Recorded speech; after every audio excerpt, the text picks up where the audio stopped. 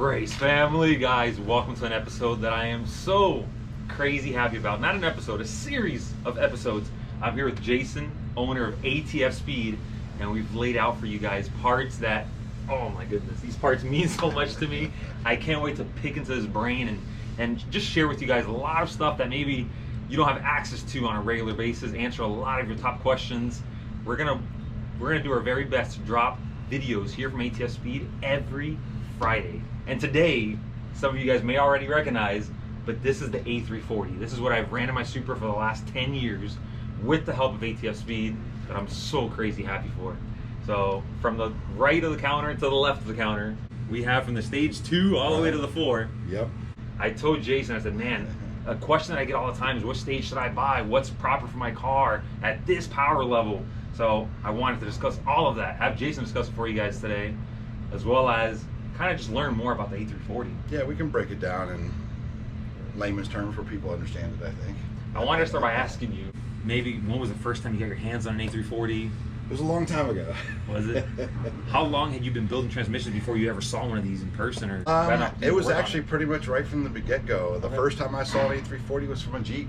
You know, it's called the AW4, and I noticed immediately that was one of the best manufactured transmissions I'd ever seen at the time, and you know, I fell in love with it right off the rip. Definitely having the overdrive is a plus. For sure. Having overdrive, having lockup, having such a small package. Right. The transmission's all rollerized. There's no, there's only a couple thrust washers that are plastic, but they're not really in a high thrusting area. Anything that's high thrusted is rollerized. Got it. You say small package, and I recently went TH400, and Yeah. boy, did it take some massaging of the tonal right to fit that 400. It's Yeah. incredible. This thing definitely, for the power that I pushed through this, as fast as we went with this. It's an amazing little package. So, Works. Before we get to the stage 4 though, let's start with the stage 2. So the stage 2, we I think we rated it 650, 600 or 650, something like that. So the stage 2 starts out obviously with all new bushings and new clutches, new bands, new sprags in the overdrive, and second gear would get the heavy duty sprag assembly. It would get a custom built dyno tested valve body, flushed, we dyno test and flush the solenoids. Wow. We dyno test our pressure control solenoid, and if it's bad, we have new ones that we can replace them with. Nice. A lot of people love to adjust the screw in the bottom of them. They think that really tightens up the shift, and what it does is it makes the solenoid quit working correctly. Okay. So we can dyno test them a lot of times, actually readjust that screw and get it back to working order, but sometimes we can't. Got it. So we have to replace it. So the main parts of the stage 2, obviously, right, is it gets the second gear sprag, it gets the billet 2024 aluminum piston for the forward clutch. We use accumulator pins with the springs instead of the pistons, and it would use a factory style direct clutch pressure plate for third gear, green clutches, high energy clutches. And this is all for the stage 2. It sounds like this it's is a good all- amount of work. Yeah. Yeah, the stage 2 is it's a pretty decent little transmission, but the stage 3 obviously is our claim to fame, and that's the one that we've pushed for years and years and years. Right. We came out with the stage 2 to fit the budget-minded racer out there that didn't need 1,000 horsepower capable tranny. You only needed a 600 or 700 horsepower capable And there's tranny. lots of people like that. There's a lot of people like that, and so that's why we came out with this stage 2, and it's a really good transmission. But for durability, if you're going to go over that 6 or 650, the stage 3 is definitely the way to go, because there's a lot more work that goes into a stage 3 than in a stage 2. So some of the additional things for the stage 3 are we use red clutches instead of the greens, which handle a lot more heat. We use the billet accumulator pistons instead of the pins. We make a custom thick pressure plate for the direct clutch, made out of a special steel that's really, really hard and does not bend. We have them laser cut out, and then we machine them to specs. We do a pan stiffener on that, which And this is also a pretty recent modification as well. yeah, I guess we've had it out for about a year or so, but we had a lot of complaints with the pans leaking, getting damaged from, because the pan is such a thin sheet metal that when you tighten it with a gasket, it bends the pan where it comes to the head of the bolts. So we came out with this to basically back up the pan and stiffen it up, right, and stop from damaging the pan.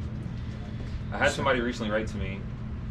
I guess he ordered this from me online, Mm-hmm. and he wasn't sure if to install it in between the pan and the transmission. No. Right. So I was like, Right. no, you're doing this wrong. He had it almost as like a spacer.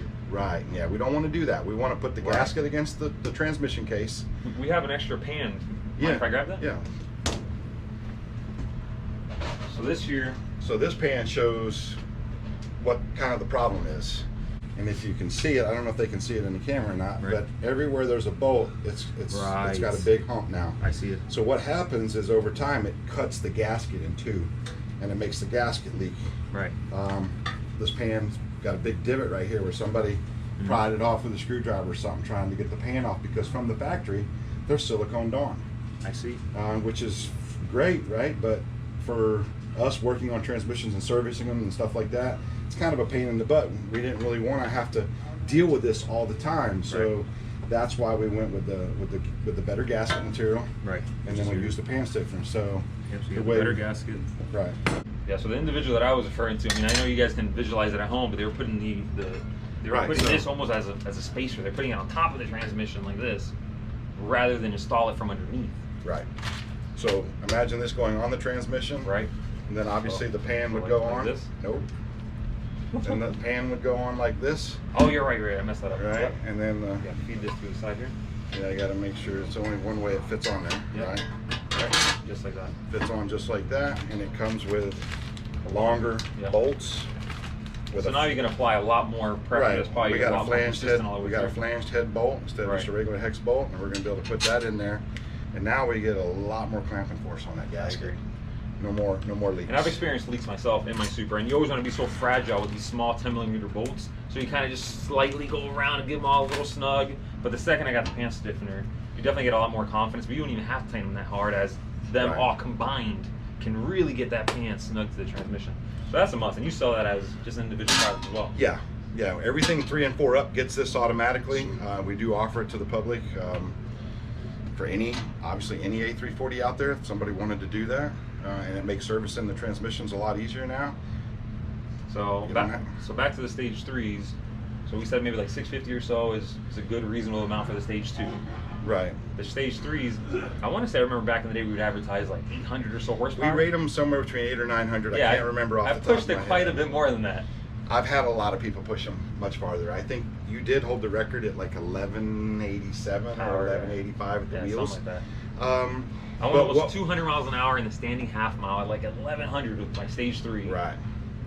I went very low 8s, maybe even into like the high 7s. Maybe the 7s was like the 3.5 or so. We were already kind of experimenting with some of the parts that are now Right. offered in the stage 4. Right. But yeah, they were super capable. But what we were transmissions. experiencing with the stage 3 obviously was we were losing second and third gear Right. over time.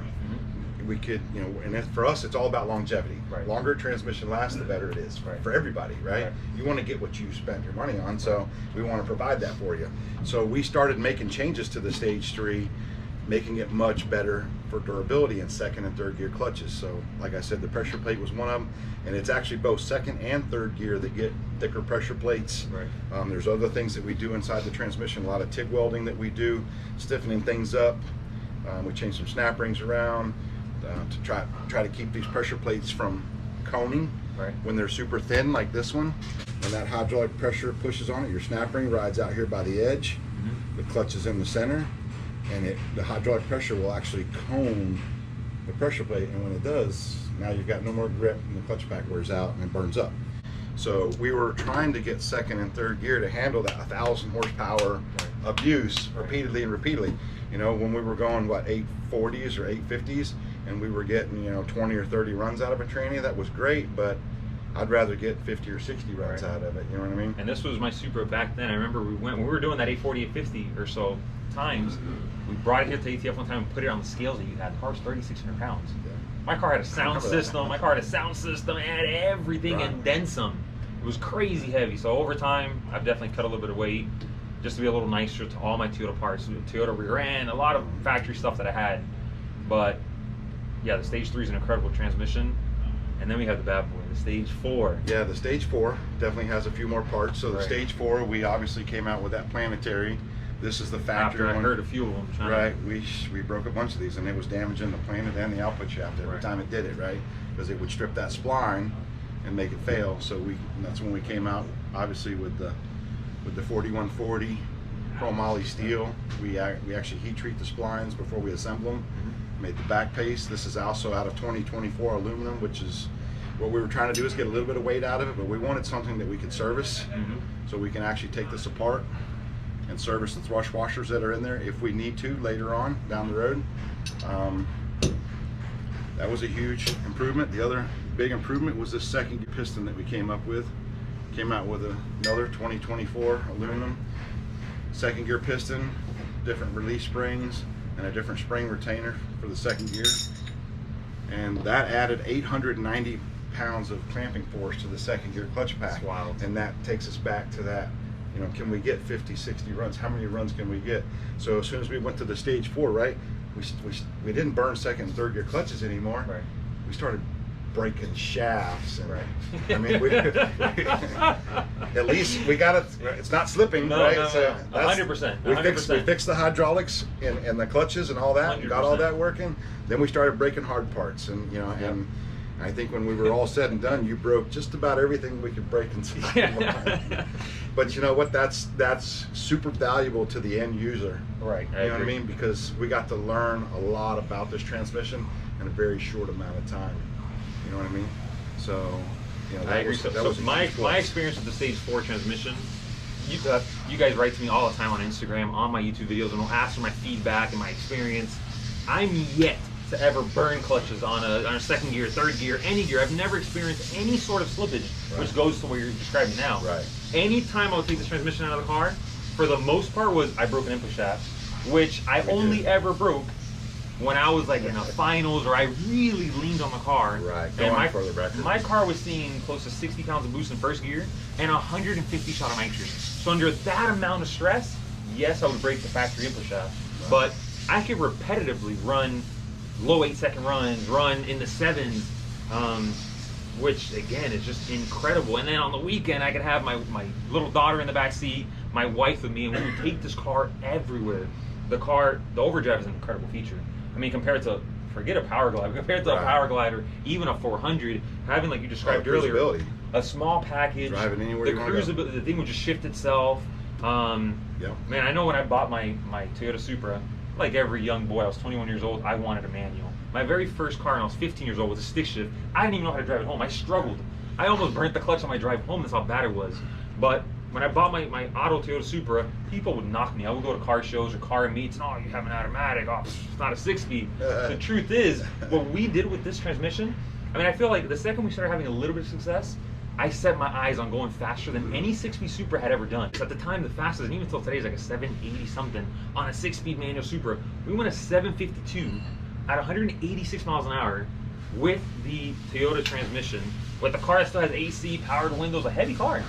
Yeah, I think they're still 3,400 something. Yeah, it's like 3,400 pounds. So I love this package. I love the transmission. If you guys have a Lexus GS300, IS300, I mean, if you guys have a 2JZ VVTi, because you work on those as well. Right, that's what this valve body, believe it or not, is right here. That's a VVTi. Okay. And we do work with these, and what's nice about these is they have a couple extra solenoids on them that if you have the proper computer system, you could use paddle shifting, and obviously it would have engine braking when you downshift it with the paddles. Nice. You can use paddle shifting with a non-VVTi, but when you downshift it, just goes through, you know, free spinning the engine. Doesn't have engine braking, so it's not really any fun. It just doesn't really do what you want it to do. The idea is obviously to have engine braking, you know.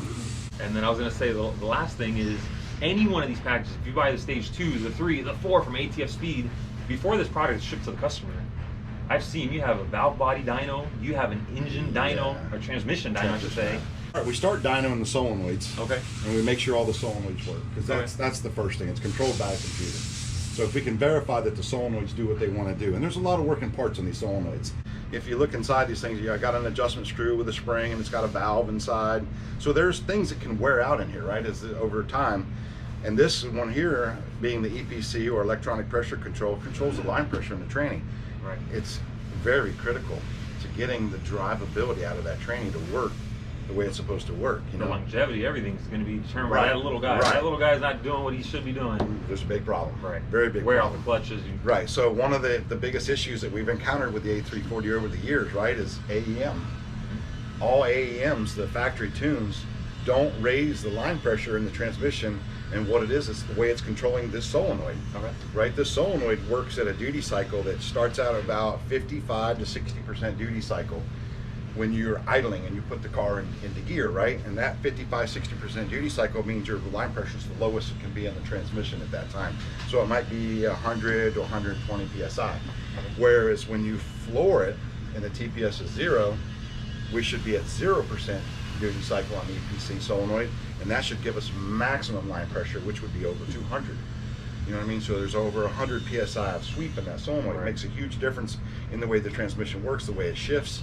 You know, so what we try to do is anybody that has an AEM and wants to send us their tune, we'll make the changes for you and send it back. That's awesome. Or we can send you a picture of a graph that we've done before and try to show you how to set your TPS up, your TPS and duty cycle for that solenoid to get the pressure to be where it needs to be. So typically by 40% TPS with a turbo car, we're already at 0% duty cycle. We're already at full pressure, because even at 35-40% of throttle, that car can make some decent power. Right. You know, the turbo spools, it doesn't care where the throttle is. So we try to be a little aggressive on that.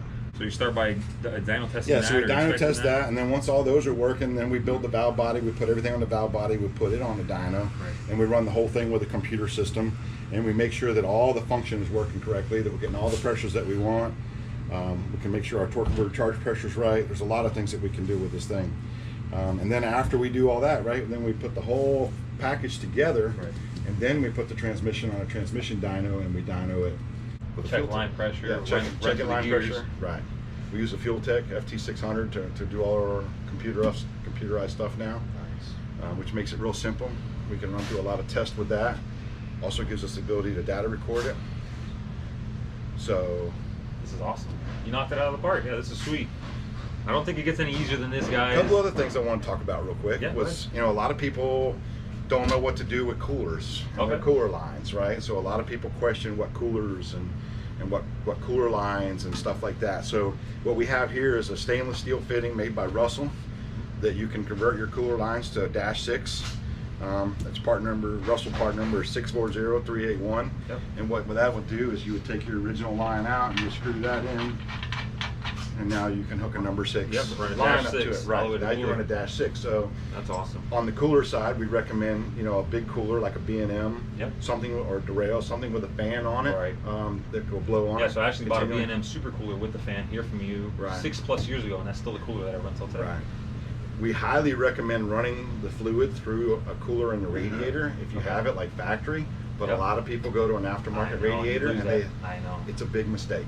It's a huge mistake to do that, because the water will cool down that tranny fluid faster than air, no matter what. You know what I mean? I see. So if you're beating on your car and it's running through the radiator, and you're making a couple passes, it'll stay far more consistent. You know, racing out at Mexico. Mexico. In the middle of the night, you can pull over and let it idle for like 1 or 2 minutes, and the tranny temp will come right back down, and then you can shut the car off and give it 15-30 minutes or something like that, and then do it all over again. Whereas if you don't have that water cooling it down, it can take like sometimes it won't even cool down when it's idling. You know what I'm saying? It'll just sit there and maintain heat. It just won't cool down. The water will suck the temp out real fast. Right, so one last thing that I thought of, whenever I would install one of these transmissions in the car, let's say the customer chooses a stage 3 or 2 or 4, it's now installed in their car. Let's walk them through maybe first startup. How many quarts of oil should they put in this bad boy? First startup for us. So what we do after getting done installing everything into the car, we put 4 quarts of transmission fluid in it. Now before we stab the torque converter into the transmission, we always try to get a half a quart or something into the converter. Sometimes it takes a long time to get a whole quart in there. But we try to just get something in there so it's wet, so that initial startup, there's oil slinging around inside there.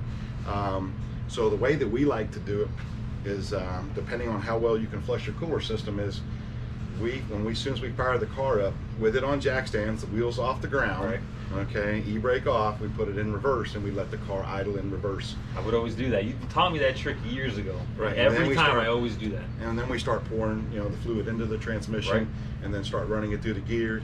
We do that for a couple minutes, and then we'll then we'll start running it through the gears. And the reason we run it in reverse before we run it into drive is because it gives it a chance for the fluid to go through the cooler system and rinse all that stuff out and get it all back into the pan before the valve moves and it excites the entire valve body. So in reverse, we're only going to maybe a third of the valve body.